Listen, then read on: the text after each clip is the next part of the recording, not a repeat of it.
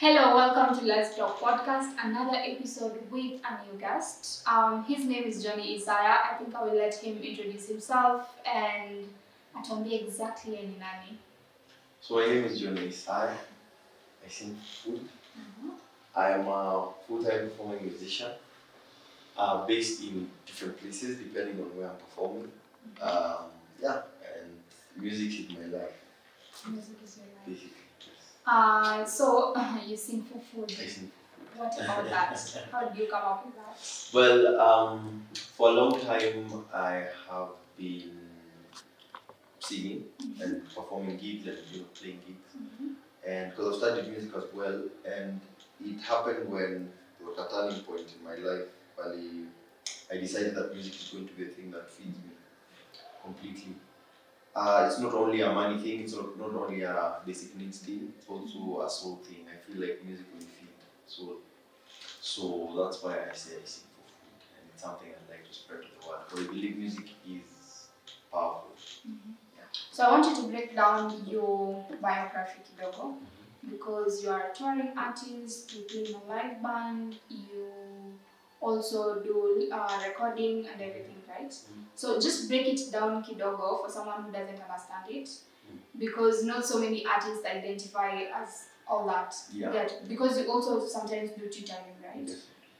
You teach guitar, what else? Okay, so I teach a lot of instruments. I teach piano, I teach violin, I teach saxophone, I teach voice, I teach music theory, I teach. But I would say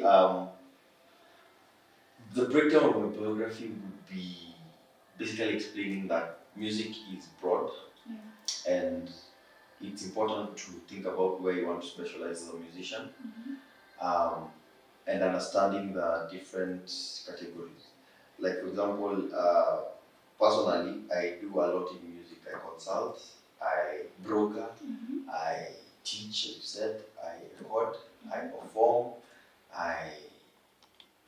just a lot of things. I arrange, I compose, I write songs, I do a lot of things. Do you think all the combination and the complexity of it brings more income, or is a way for you to earn or to reach out to more people in a different way? Because someone who enjoys live band might not be enjoying a studio recorded audio or something like that. Is it also a kind of a strategy, or is it just something that you love? Right now it's a strategy, but it started out as necessity because my dream is performance. That's where I want to focus all my energy at. But I was at a point where I was not really earning from that, especially during the COVID period. So I had to think outside of the box I put myself in. So I had to start teaching, I had to start consulting and writing songs and arranging and doing all those things. And it's out of that now I understood that, okay, so I can earn from these things as well. And so I came to realize that, so it's like I'm a musician, everything I do is music, but some of the things I can say are side hustles within music. Like if I write a song for someone, you're a side hustle. You do I invest in myself to perform. Or if I teach, I invest that money, record, get, or pay my band or whatever. So it's like it's a nice thing. It's not easy to maneuver because you're quite busy a lot doing different things, and unfortunately or fortunately, I don't know, art is not something everyone can understand. Because like when I tell someone, a friend or family or someone that I'm writing a song, so I can't really talk right now, they might not really understand, Like, wow, put me off. Exactly, for a song, but that's how I'm earning, because if I sell that song, that's income. Yeah, because that's work. So I just figured out how to create a interesting balance, how to create what I'm prioritizing, then I'll just move. Have you done music maybe in school? Do you think it's important to study music? I will honestly say no, but I have studied music since college. My interest in music education peaked in high school. That's when I was like, this is an interesting thing. Despite being blessed with a very scientific mind, I found music interesting. I equate it to math sometimes. It's an interesting thing.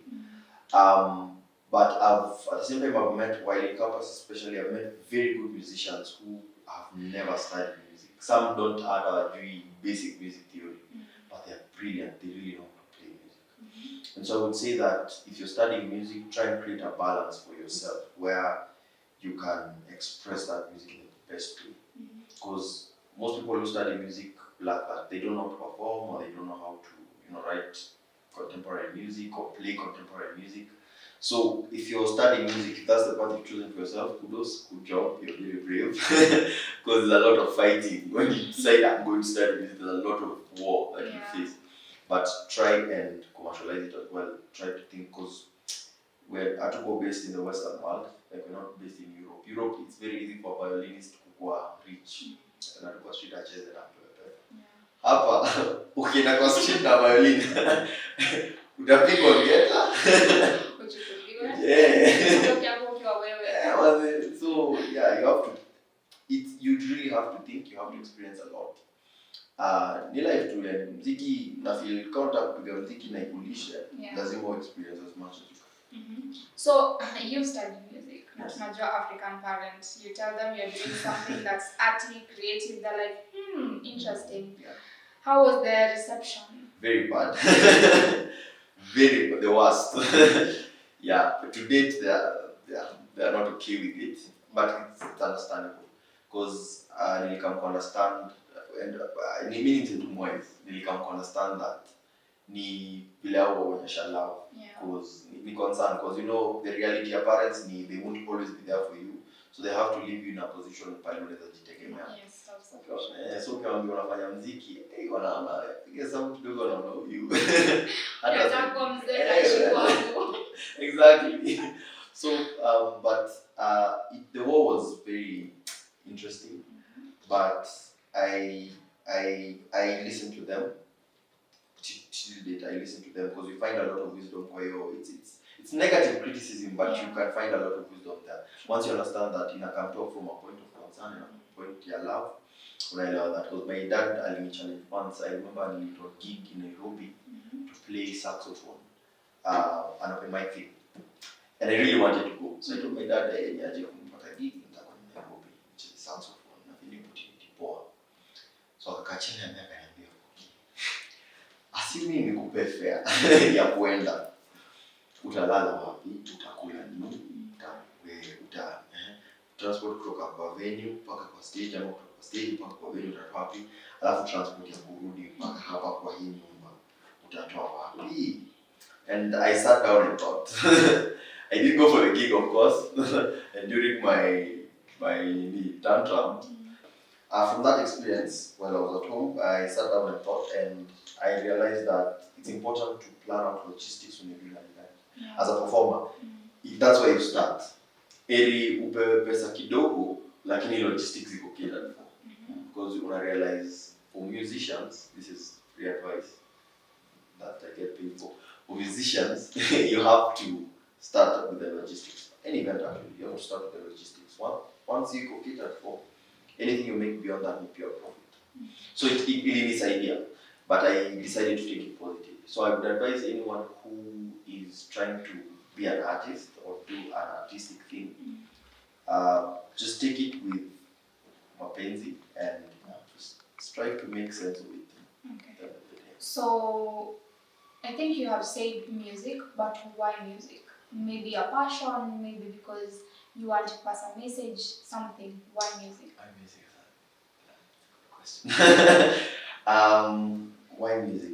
I feel like music is the one thing that is genuinely universal, naturally universal. Because, and I see this when I perform. I'm performing in front of an audience of people who come from different walks of life. Sijui wasa wametoka wapi. Kuna msee hajakula, kuna msee ameshiba excess, kuna msee ana go through stress, kuna msee ako too happy na anataka celebrate that moment. You get.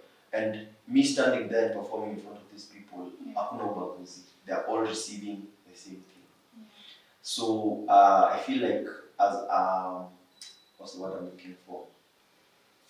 Medium. It's the best possible one for me. Apart from that, it's a spiritual thing because I believe in God, of course. And music is the only thing I've found within the whole context of the Bible, unless you can prove me wrong if you want. Yes. But it's the only thing I've found so far that exists in both the physical and the spiritual realm, which for me is a very powerful thing, because that tells me that anytime I sing a song, I communicate to spirit and say, my dad. Yeah, and at the same time, that understanding in me, very responsible with the kind of music I'm trying to put out. Like it has to be for me anyway. It's just my preference. It has to be conscious music that builds or in a great spirit, can see. Do you have a specific genre that you use to maybe communicate or? The genre that comes easiest to me is hip hop, rap, because that's the one I started with when I was in high school. Because I only used to play instruments and yeah. But then when I nilifika campus, that's when I discovered live band music, contemporary band music, and it was very interesting. And I think it was more interesting because it was challenging. It was not easy. I don't like easy things. So I taught myself how to sing when I was in campus. And as I was learning, I like genres. There's some genres I like reggae. I like rumba. There's some genres I prefer. But when I started writing songs, I realized that it is not me who decides the genre, it's the song. Like if I want to say something about, because I have a body work coming out, and each song is in a different genre, depending on what the song is saying. Yeah. So as a musician, that's how I am not boxed in a specific genre. I like to let the music decide where it goes. And that's for me, songwriting takes a relatively long time. I marinate the music, yani nakaa nayo, naimba in different styles with different people, and then saa energy manifest. Yeah. So what inspires you to write? Like when you're sitting down and you're writing lyrics or the part of writing, beats and everything?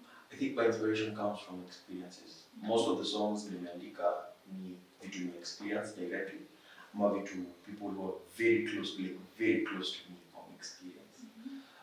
That's how I write songs. I try as much as possible when I write my music, because in my head, it's a song that's meant to be produced. I try as much as possible to think of it in the context of a live performance as well, where I'll be performing this song in front of people and I would like them to feel the emotion I'm feeling at that time. So that's the same way I also write the music. I think about the feeling, the emotion, what I'm trying to convey. So that's how I write. Do you have specific producers you work with, or do you prefer you can work with anyone as long as they have the skills? No. What I've learned with my time in the industry, with production, you have to be very intentional with the people you choose to work with. Because very many people will let you down. Not even the simple they just don't understand. They don't resonate with your vision. So currently I work with only 2 producers, and I'm very content with them because they sort of get it. The first one is a gentleman called Ethan Muziki, also a very good musician, very good performer. The other one is called Jeremy Jasit, a man from Congo, very brilliant musician. So those are the people I work with currently. So you find people who your vision suits into them, like they see it, they understand it. Yeah, and I feel it's important. In art, if you want to partner with anyone, because the truth also about art is you can't do it alone. And unfortunately, that's the mentality that's circulating within the industry. Everyone is trying to do it alone, But the truth is you can't. You have graphical limitation plan, video, cell shot, So I feel like partnerships are very important. So before partner, I'm saying, within the art industry, make sure they understand your vision. And if they don't, it's okay. Just look for someone who does. Roughly, how many songs have you produced or released, or it's somewhere hidden somewhere from Atakama primary? The songs I did in my early days, not very proud of them, but they're good. I was young. I would say currently I have like a discography, that's the one, of like 20 songs-ish, 20-ish, including the ones I've not released, because the songs I don't release. The songs I write and produce just for me, just to listen to them for me, for my sake. Hopefully one day I'll release them, but I'm fortunate to have that as my way of expression. Nikijisikia in some type of way, stress. Me, the only thing I get high on is music, by the way. So I write songs for me. Just song itaniamsha, itanitoa kwa bed, song itani, you get. That's how I do it. So what was the question? How many songs? How many songs? Yes. Roughly 20 that are in existence. Okay. But writing, I've written so many songs. I write almost daily, not every day, almost daily. So you have touched on Mihadarati, Wajakoya, and everything else. And I'm thinking you have a song called Drunk. Right? Yeah, Drunk, yeah. So Drunk, yes. So connecting drunk to you not using any kind of stimulants. What's the reason and what's maybe just touch kidogo on the drunk? Yeah. Okay, so I'll start with Wajako. I think personally, I genuinely believe it's a matter of preference. People go through things every day, different experiences, different lifestyles, and I'm an unbeliever of passing judgment on anyone because, I guess God said if you judge, blah, blah, blah. But it's not even about that. It's about just, I believe in, before judging someone's action, speculate or find out the intention or the reason behind it. So, and you might find actually there's a lot of wisdom behind, Yeah. So, I don't dwell too much on people's preference on drugs and all that. Like, do what you want, honestly. But personally, I don't indulge because of trauma. And I feel like I don't need it. I've done weed once, and I felt like I was not in control of that moment. Yeah. And I was laughing, giggling, and talking loudly, and already talk a lot. So imagine, I did like that. I did like that situation. So I decided, I prefer just to be in control of my situation.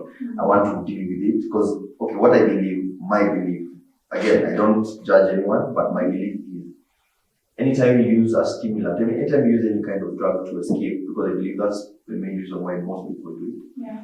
Anytime you do that, the problem that you're trying to escape is always going to be there. You're never actually going to solve it. So it's going to disappear for a moment with a good feeling and then back. And then it's going to, and then now that could be a vicious cycle because it will make you more dependent on the escaping. And so you always want to use it to escape. But you'll never solve the problem. And unfortunately, life is designed in a way that problems accumulate. So you'll have more problems, which means you'll indulge more, which means you'll get more addicted, which means by the time you realize it, you hit a wall. On the drug issues, but now there's not drug. I feel like most creative and artists go through depression, and I feel like because entrepreneurship is such a lonely, it's a kind of lonely project. Like you have to be there for you to know exactly where you're going. Have you had moments where you felt I've hit rock bottom and I'm not coming from here? Yes, I have been depressed before, and I still get depressed time and again. And I would honestly say that I'm not cancelling out my use of drugs. It might happen. I don't know. I don't know. But my point is, I feel like the laws are consistent with life. Yes. They will always happen. You can't live life without having the low moments.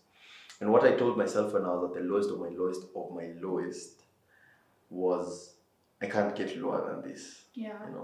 And you realize that the only way you can go from up only up. Yes. And that's something to be thankful for every day. So that at any time uko kwa rock bottom, anytime you feel depressed, unaangalia ile lowest moment yako na una notice si mbaya kama hiyo time, si mbaya. Unajipiga push na una continue, unasonga. Do you think it's necessary to find help? Yes. And not just for you, for others too. Yes, but I'm a strong believer in finding help from within. Um, I, I wanted to pursue psychology at a point of my life before I chose music, before I settled on music, for that reason, because I felt like a lot of people are going through a lot of mental issues. But I genuinely can say, honestly, this is my truth. Music helps me more than a psychology session would. Because the music I listen to, because I'm very specific with the music I listen to, because I believe you should what you eat, like whatever you are is whatever you take in. So the kind of music muskiza ni music yenye naweza relate nayo in a specific thing. Because when I relate to that song and the message of that song, it tells me something about myself. Apart from music, the other thing that is a very big factor in my personal life is God. Because me personally, I discovered that the more I learn about God, the more I learn about myself. And therefore, I'm solving so many problems and avoiding so many problems that I would have encountered. You get? Just by knowing myself. But it's not like a self, because nowadays what I'm like toxic. Know yourself, be there for yourself. Cut off people. Cut off people. Don't be selfish, Don't be selfish. Spread love. Be there for people as much as you can. Like, try your best to be there for people, because they'll always also try to be there for you. And the world is made to, we're supposed to coexist. We're supposed to help each other out. So, but I feel if you want to help yourself, you will find it within yourself. Don't try to find it outside of yourself. So another thing is